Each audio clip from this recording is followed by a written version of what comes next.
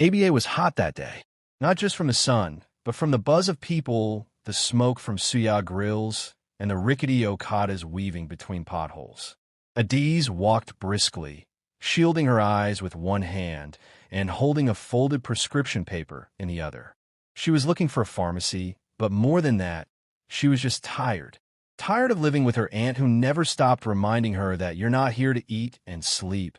Tired of the NYSC salary that vanished after food and data. Tired of answering questions about marriage anytime she visited home. Her cramps were killing her. She needed painkillers and pads. She stopped by a small shop where a young man was crouched beside a noisy generator. He looked like someone who had spent the whole day in grease and sun. "Excuse me, please." "Pharmacy." He looked up briefly. His face was calm but worn. "Yellow kiosk there, left turn. Straight till you see a vulcanizer. It's beside him." "Thank you." She noticed the sweat streaming down his forehead. Something about him looked familiar, not like she'd met him before, but like someone she'd grow to understand. On her way back, she stopped by a roadside kiosk and bought a cold malt. She went back to him and handed it over. "What's this for?" he asked, standing up. "You look like you need it." He wiped his hands on a faded rag and took it. "I'm Chike, Adiz." And that was how everything started, with a bottle of malt and a quiet understanding. Chika lived in a single room behind his uncle's house, surrounded by empty tins, old electronics, and hope that was stretched thin. Adiz lived with her aunt, who saw her as a burden.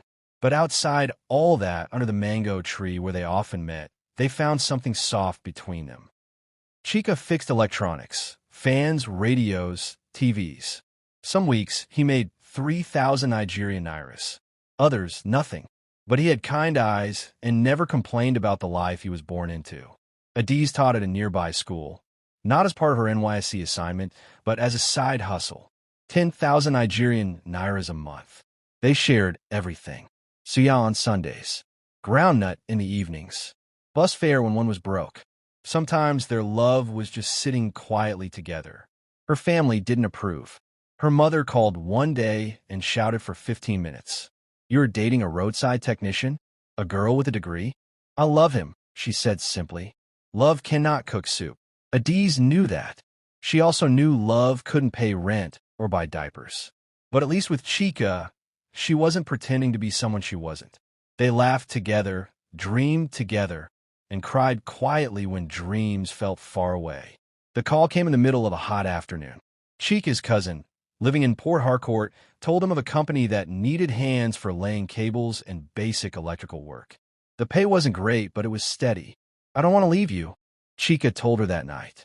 "We need this," Adiz said. "We're already struggling here." They lay side by side on the mattress on the floor, both staring at the ceiling fan that hadn't worked in months. Silence stretched between them. "I'll call every day," he said.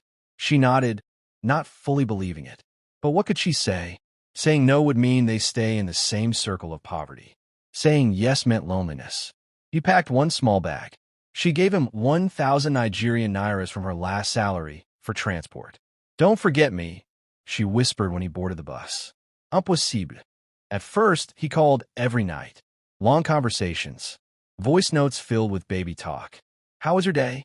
Did you eat? I saw a man fall into a gutter today, and nobody helped him." They laughed, even though they were tired. But slowly, the calls grew shorter. Work got heavier. His cousin's compound was noisy. Sometimes he forgot. Adiz stopped reminding him. Then one day, she felt a sharp pain in her stomach. She bought a pregnancy test. Positive. Her hand shook. She stared at the strip like it had betrayed her. She called him. "I'm pregnant." Silence. "You're sure?" "I've missed 2 periods." He sighed.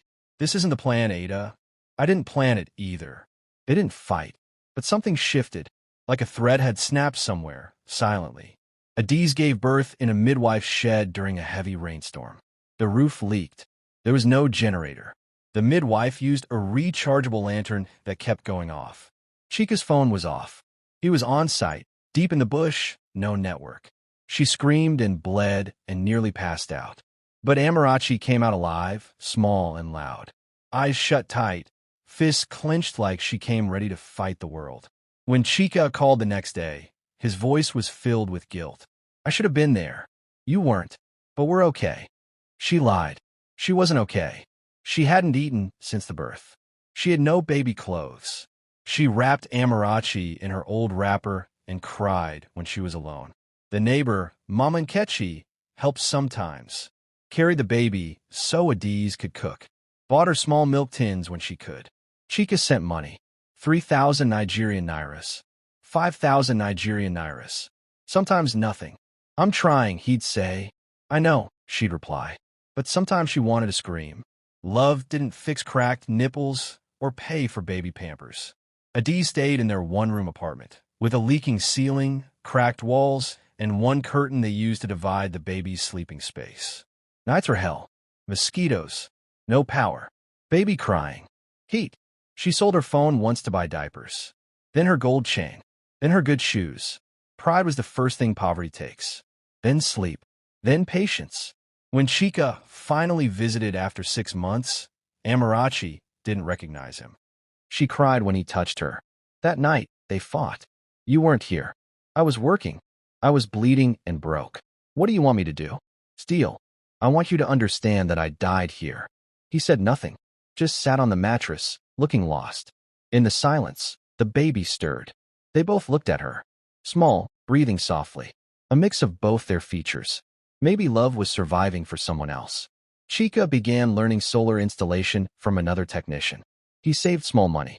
One day, he came home with baby clothes, wipes, and a new fan. Adiz looked at them and started to cry.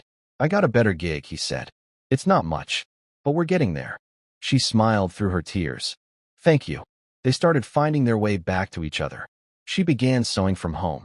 A neighbor helped her buy a second-hand machine. She started with baby clothes, then dresses. Clients came slowly, then regularly. One day, Chika sat beside her and said, maybe next year, we move to a 2-room apartment. She looked at him and saw the same man from the roadside years ago. Only now, his hands were calloused with work, and his eyes held more fire. I'll go anywhere with you, she said. That December, the Harmattan came early. Dust filled the air. Skin cracked. Water was hard to find. But inside their small room, there was laughter. Amarachi had learned to walk. She stumbled between them, always giggling. Adiz had 5 steady customers now. Chika had just completed his 4th independent solar job. They didn't have much, but they had each other again. One night, while folding Amarachi's clothes, Chika asked, do you ever regret choosing me? Adiz smiled. Never. I only regretted that we didn't have more. He pulled her close. We still might. When the Harmattan came, it dried everything. The roads, the wells, even some hearts. But not theirs. Inside that small room, the wind might have howled outside, but within, there was warmth, there was family, and there was love that had been tested and found true.